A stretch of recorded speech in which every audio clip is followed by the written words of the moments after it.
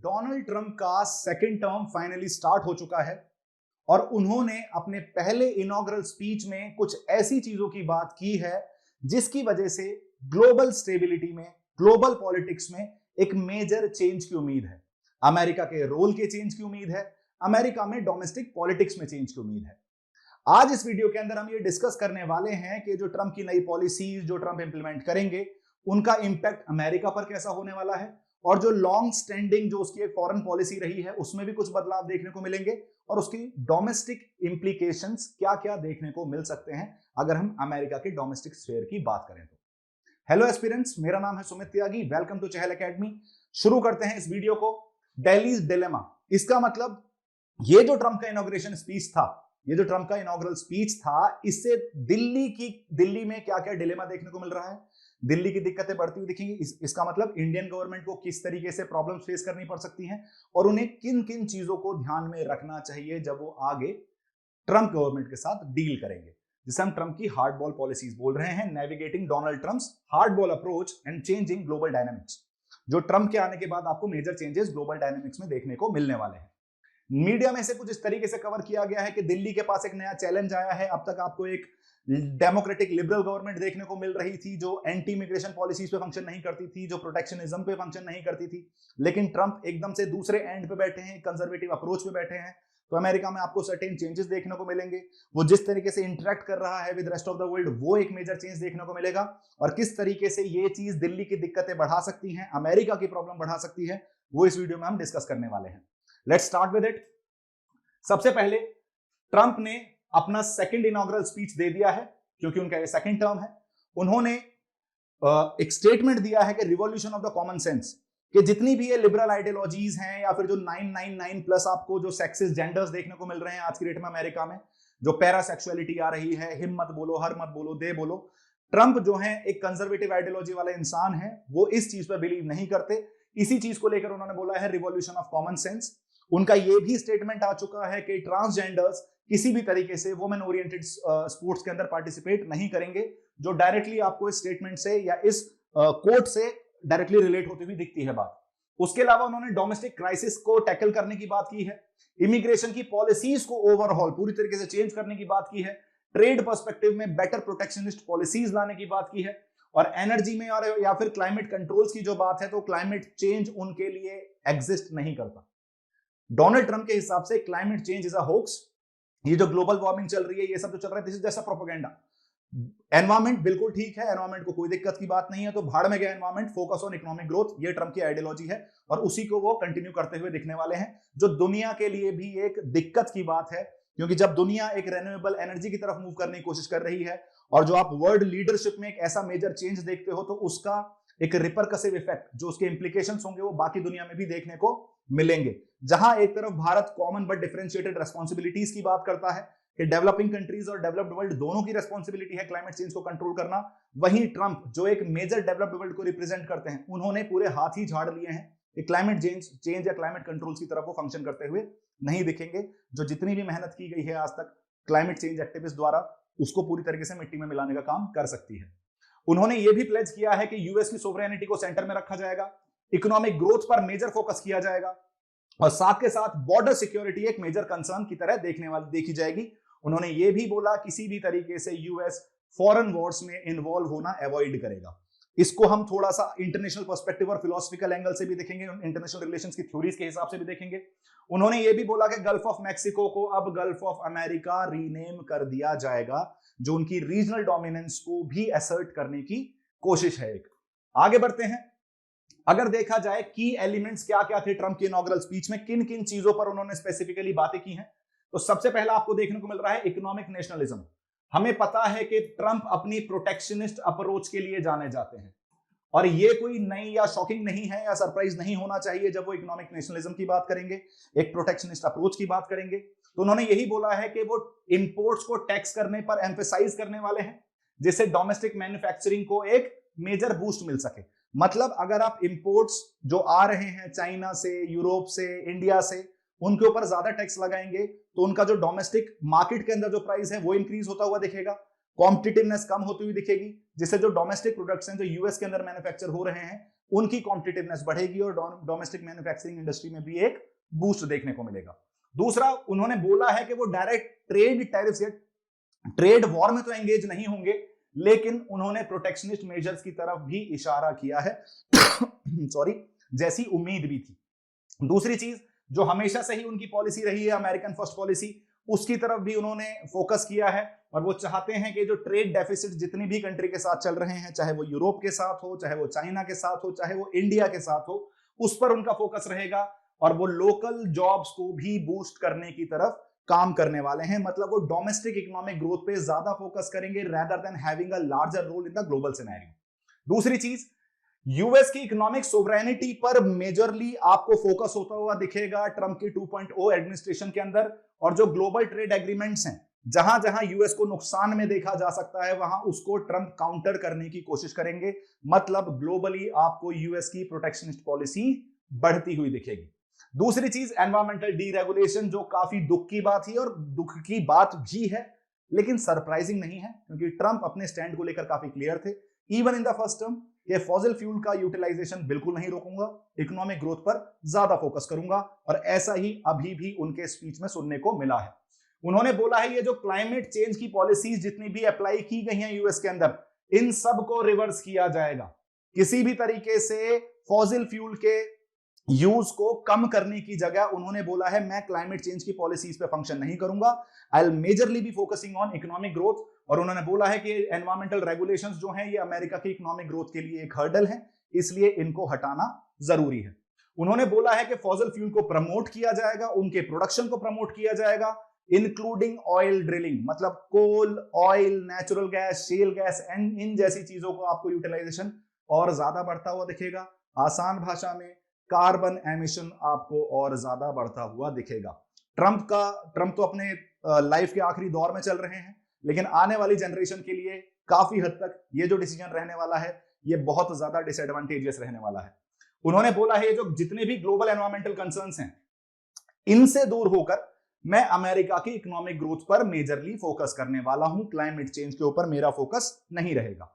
उन्होंने energy independence की भी बात की है कि जैसे जैसे अगर मैं फॉसिल फ्यूल पे रिलाई करना शुरू कर दूंगा और यूएस के पास सबसे ज्यादा रिजर्व्स भी देखने को मिल रहे हैं, शेल गैस भी फाउंड हो चुकी है, तो वो इकोनॉमिकली एनर्जी पर्सपेक्टिव से इंडिपेंडेंट हो सकते हैं अगर वो ज्यादा क्लाइमेट चेंज पॉलिसीज के साथ अपने आप को सिनर्जाइज ना करें। उन्होंने ये भी बोला है कि अगर मैं फॉसिल फ्यूल पर रिलाई करता हूं तो मेरे देश के अंदर जो एनर्जी की कॉस्ट है, जो इलेक्ट्रिसिटी की कॉस्ट है, वो भी रिड्यूस होती हुई दिखेगी, जिससे मैं इन्फ्लेशन जैसी चीजों को भी टारगेट कर पाऊंगा। राइट, तो दो चीजें हमने अब तक डिस्कस करी, वन इज इकोनॉमिक प्रोटेक्शनिज्म, दूसरा इज एनवायरमेंटल डीरेगुलेशन। इसके अलावा मिलिट्री रीओरिएंटेशन, मतलब एक मिलिट्री अप्रोच जो रही है यूएस की टिल डेट फ्रॉम 1946, उसमें भी आपको एक चेंज देखने को मिल रहा है। क्या चेंज देखने को मिल रहा है? Rather than focusing on the security of allies, US will be focusing on national security. खुद की सिक्योरिटी के बारे में पहले सोचेगा, पहले अपने बारे में, बाद में किसी और के बारे में। उन्होंने बोला है कि अपने बॉर्डर्स को डिफेंड करना उनकी प्रायोरिटी रहने वाली है, और जितने भी डोमेस्टिक थ्रेट्स जो यूएस को इंटरनल थ्रेट्स देखने को मिल रहे हैं उस पर ज्यादा फोकस किया जाएगा, रेदर देन जो through out the world US अपनी मोनोपोली को, या फिर उसे आप हेजेमनी बोल सकते हो, उसको सस्टेन करने के लिए जो मिलिट्री इंटरफेरेंस करता है, जो इंटरवेंशनिस्ट पॉलिसी अपनाता हुआ आया है, उससे शायद आपको यूएस दूर जाता हुआ दिखेगा। यूएस मिलिट्री का यूज केवल घर पर ही किया जाएगा और किसी और के बेसिकली पचड़े में पैर नहीं डालने की उम्मीद की जा रही है। यूएस ने सीधा सीधा बोला है कि यूएस मिलिट्री का फॉरेन सॉइल पर इस्तेमाल अवॉइड किया जाएगा। अगर डोमेस्टिक थ्रेट है तो यूएस मिलिट्री फंक्शन करती हुई दिखेगी, किसी और की लड़ाई यूएस अब नहीं लड़ेगा, और ये ट्रंप की काफी पहले से ही पॉलिसी है। चाहे आप सीरिया और इराक की बात करें, जिस टाइम वो आईएसआईएस से लड़ रहे थे तब उन्होंने अपनी सारी ग्राउंड फोर्सेस वापस बुला ली थी। इवेंचुअली रशिया यूक्रेन की जो कॉन्फ्लिक्ट चल रही है, यूक्रेन से भी यूएस फोर्सेस को जो सपोर्ट दिया जा रहा है, ग्राउंड सपोर्ट तो ऑफ कोर्स नहीं दे रहा है यूएस यूक्रेन के अंदर, लेकिन जिस भी तरीके से फॉरेन सॉइल पे वो लड़ाई लड़ रहे हैं उसको भी अवॉइड किया जाएगा।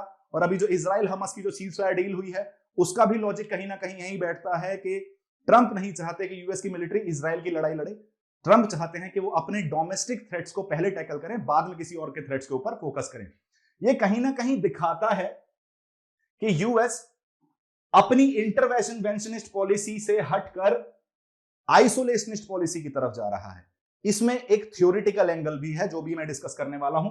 उससे पहले थर्ड पॉइंट डिस्कस कर लेते हैं कि सोवरेनिटी, मतलब यूएस की इंडिपेंडेंट डिसीजन मेकिंग और जो सेलेक्टिव मिलिट्री एंगेजमेंट है इस पर स्ट्रॉन्गर एम्फेसिस या स्ट्रॉन्गर फोकस आपको आता हुआ दिख सकता है। अब यहां इंटरवेंशनिस्ट पॉलिसी देखने को मिल रही है और यहां आपको देखने को मिल रहा है आइसोलेशनिस्ट स्टैंस। 1823 में यूएस ने एक डॉक्ट्रिन निकाली, जिस टाइम पर जो उनके प्रेसिडेंट हुआ करते थे जॉन मुनरो, उसको हम बोलते हैं मुनरो डॉक्ट्रिन। वो बेसिकली आइसोलेशनिस्ट स्टैंस के लिए जानी जाती थी। उनका कहना था कि मैं वर्ल्ड के ग्लोबल अफेयर से मेरा कोई लेना देना नहीं है, मैं अपने रीजन को कंट्रोल करने की कोशिश करूंगा और ग्लोबल अफेयर्स में नहीं पढ़ूंगा। इसे यूएस की आइसोलेशनिस्ट पॉलिसी कहा जाता है, which was functioning according to Monroe doctrine since 1823। 1946 के अंदर एक नई डॉक्ट्रिन आती है जिसे हम बोलते हैं ट्रूमैन डॉक्ट्रिन। ये वर्ल्ड वॉर 2 के बाद आपको पिक्चर में आती हुई दिखी। इस ट्रूमैन डॉक्ट्रिन ने इस आइसोलेशनिस्ट पॉलिसी को खत्म किया और एक इंटरवेंशनिस्ट अप्रोच की तरफ मूव करना शुरू किया कि अब समय आ चुका है यूएस का ग्लोबल पावर बनने का, तो केवल डोमेस्टिक पर्सपेक्टिव में कंट्रोल करने की जगह मैं ग्लोबल अफेयर्स में भी डायरेक्टली इंटरफेयर करूंगा, जिससे यूएस अपनी हेजेमनी सस्टेन कर पाए और क्रिएट कर पाए अगेंस्ट यूएसएसआर, जो 1946 में आपको दूसरी पावर राइज होती हुई दिख रही थी और जब दुनिया आपको बाइपोलरिज्म में एग्जिस्ट करती हुई दिखती थी। तो मैं ये बोल सकता हूं ट्रंप के आने के बाद इस इंटरवेंशनिस्ट पॉलिसी से हटकर वापस आप किधर जाने की कोशिश कर रहे हो? आइसोलेशनिस्ट स्टैंस अपना रहे हो, एक आइसोलेशनिस्ट पॉलिसी की तरफ जाते हुए दिखेंगे अकॉर्डिंग टू ट्रम्प के स्पीच।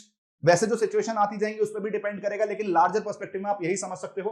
अगर देखा जाए तो अमेरिका के सोशियो इकोनॉमिक फ्रेमवर्क पर इन सब चीजों का क्या फर्क पड़ने वाला है?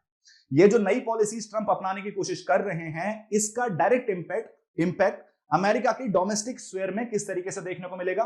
सबसे पहले देखते हैं head economic growth and manufacturing. Economic growth और मैन्युफैक्चरिंग में किस तरीके का आपको इंपैक्ट देखने को मिल सकता है? सबसे पहला है टैरिफ एंड प्रोटेक्शनिज्म। टैरिफ पर फोकस किया जाएगा, मतलब आपको जो इंपोर्ट के ऊपर टैरिफ्स हैं वो बढ़ते हुए दिख सकते हैं, जिससे डोमेस्टिक मैन्युफैक्चरिंग को बूस्ट किया जा सके, जॉब्स क्रिएशन में हेल्प हो। लेकिन देखो, टैरिफ बढ़ा दिया आपने, इंपोर्ट जो है वो कॉम्पिटिटिव नहीं रहे, आपकी डोमेस्टिक मैन्युफैक्चरिंग ग्रो होगी, आपकी जॉब्स भी ग्रो होंगी, लेकिन आपको ये भी देखने को मिल सकता है कि जो कंज्यूमर को प्राइसेस मिलेंगे वो हायर प्राइसेस मिलेंगे, क्योंकि कंपटीशन आपको कम होता हुआ दिखेगा। तो फायदा भी है, नुकसान भी है। फायदा है domestic growth, domestic manufacturing growth, growth of employment, लेकिन नुकसान क्या है?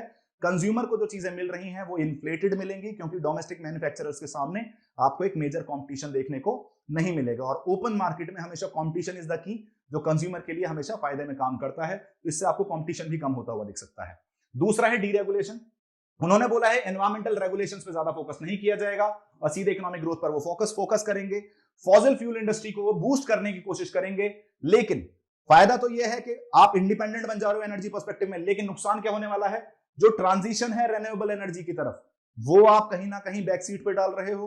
और दूसरी चीज, इसका जो लॉन्ग टर्म सस्टेनेबिलिटी है इस स्टैंड की, वो आपको कहीं नजर आती हुई नहीं दिखती है। आप चाहकर भी इसे डिफेंड नहीं कर पाओगे अगर आप इसे एनवायरमेंटल या इको फ्रेंडली पर्सपेक्टिव से सोचने की कोशिश करते हो। तो सोशियो और कल्चरल शिफ्ट में क्या देखने को मिलेगा?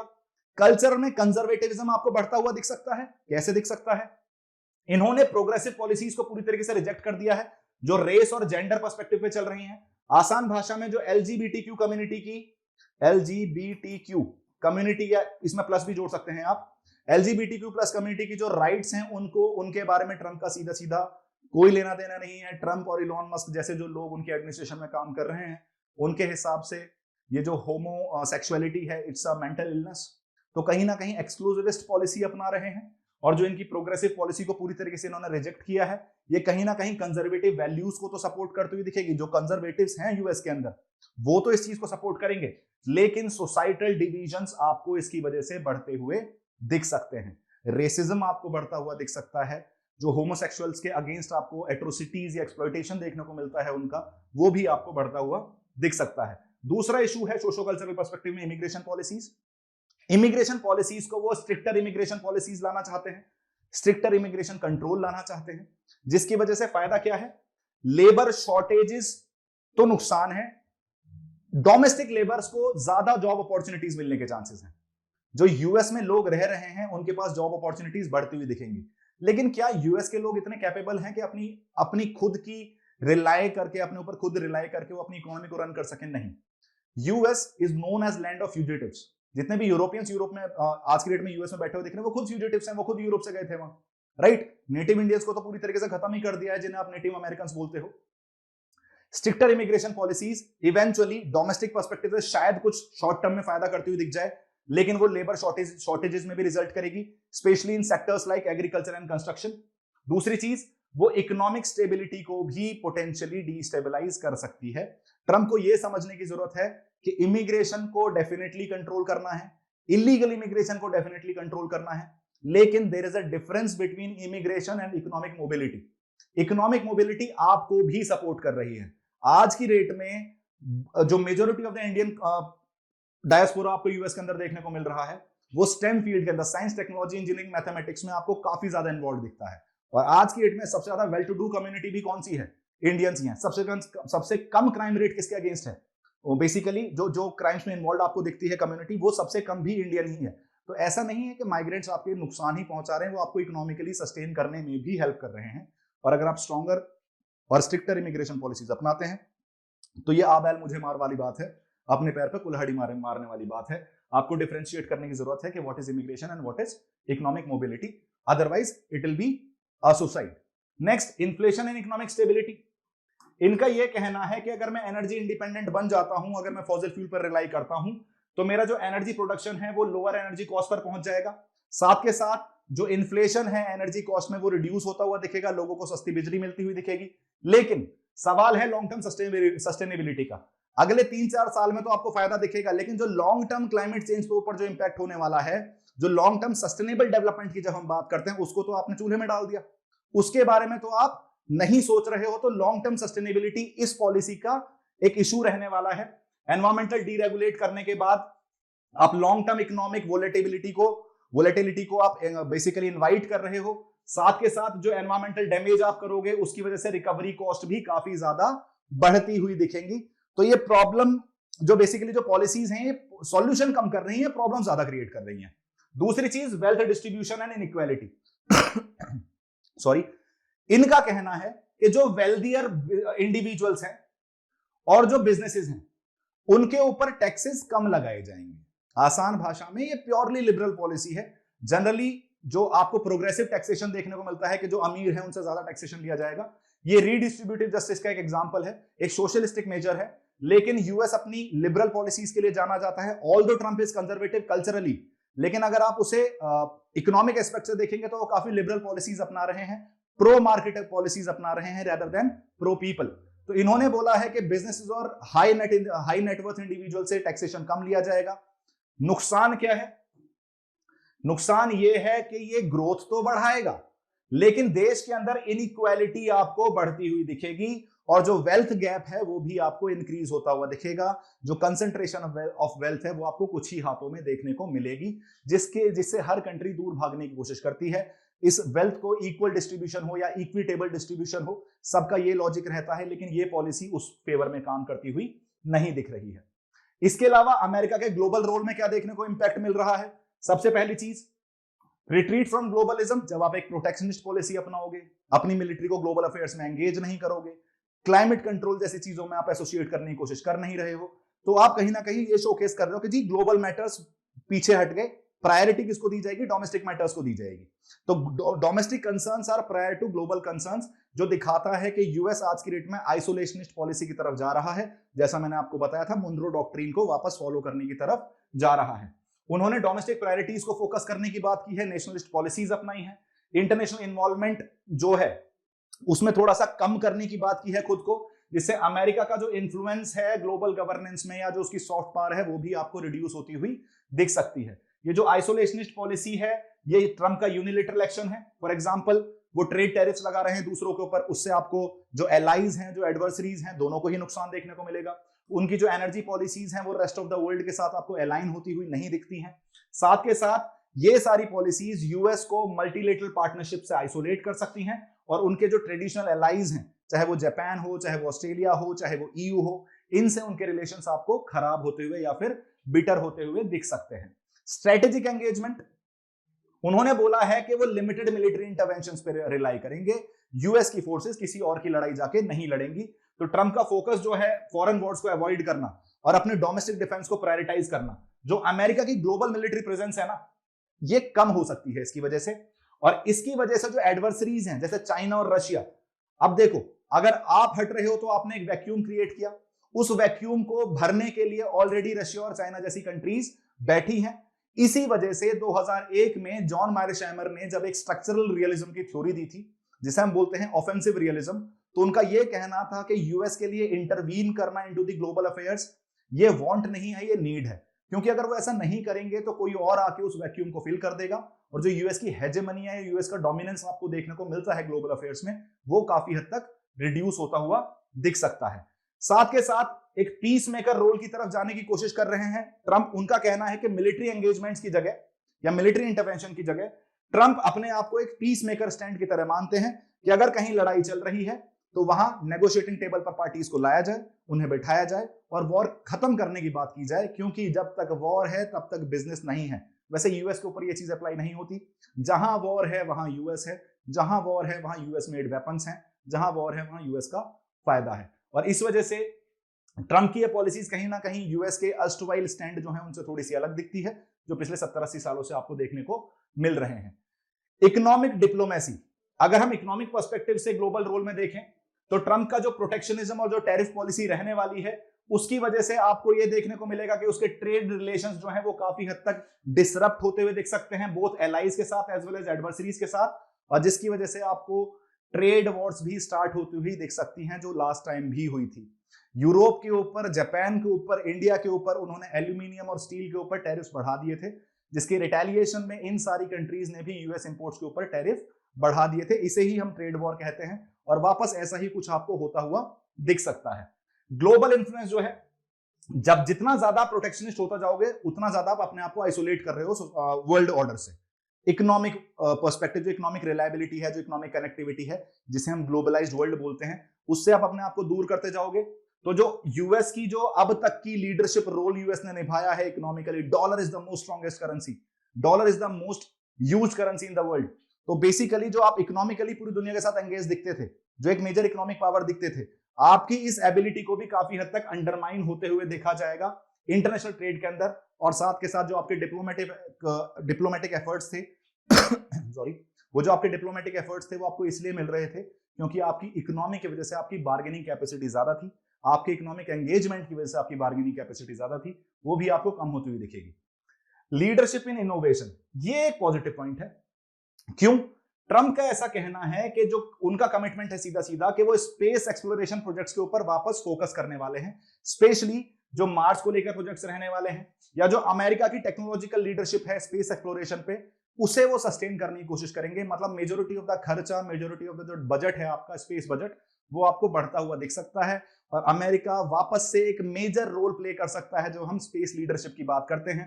एनर्जी डोमिनेंस भी आपको देखने को मिलता है, जब वो अपना एनर्जी प्रोडक्शन बढ़ाएगा फॉसिल फ्यूल्स के तौर पर, तो क्लाइमेट रेगुलेशंस को रिड्यूस करेगा, तो वो इंडिपेंडेंट होता हुआ दिख सकता है एनर्जी पर्सपेक्टिव से। लेकिन मैंने जैसा बताया, शॉर्ट टर्म में ये बात सुनने में अच्छी लग सकती है, लेकिन इसकी लॉन्ग टर्म सस्टेनेबिलिटी पर एक मेजर सवाल है।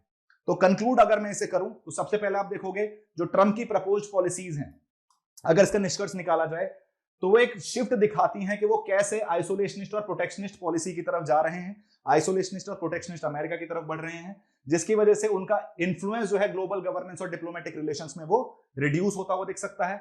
साथ के साथ उनका जो स्ट्रेटेजिक एंगेजमेंट है स्पेस में, वो आपको इंप्रूव होता हुआ दिखेगा। उनका जो टेक्नोलॉजिकल इनोवेशन में रोल है वो आपको इंप्रूव होता हुआ दिखेगा, और इन दो सेक्टर्स में वो आपको लीडरशिप रोल में वापस आते हुए देख सकते हैं। अमेरिका अपने आप को वापस पोजीशन कर सकता है as a space leader and a technological innovation leader. इसका ब्रॉडर इंपैक्ट आपको देखने को मिलेगा जैसी जैसी पॉलिसीज आएंगी, और उन पॉलिसीज को किस तरीके से नेशनल इंटरेस्ट के साथ बैलेंस किया जाता है, वो ग्लोबल कोऑपरेशन के थ्रू किया जाएगा, ग्लोबल टसल्स के थ्रू किया जाएगा। ये तो आने वाला समय ही बताएगा हमें। ये सारी पॉलिसीज आपको दिखा सकती हैं कि आने वाले समय में यूएस की क्या पॉलिसीज रहने वाली हैं, both domestically as well as global perspective में। I guess I was pretty clear with it. आपके सामने ये क्वेश्चन है, definitely try to attempt it. Question is examine the potential impact of President Trump's proposed domestic and foreign policy shift on the socio-economic structure of the United States and its evolving role in the global geopolitical landscape. इसको आपको 250 words में answer करना है। जितनी चीजें मैंने आपको बताई है उससे ये आंसर आप ठीक से स्ट्रक्चर कर सकते हो, ठीक से लिख भी सकते हो, अटेम्प्ट कर सकते हो। Do try to attempt it. This was all from my end. मिलता हूं मैं आपको एक नए और इंटरेस्टिंग वीडियो के साथ। Thank you so much, guys, and subscribe to our YouTube channel, that is Chahal Academy. Have a good day.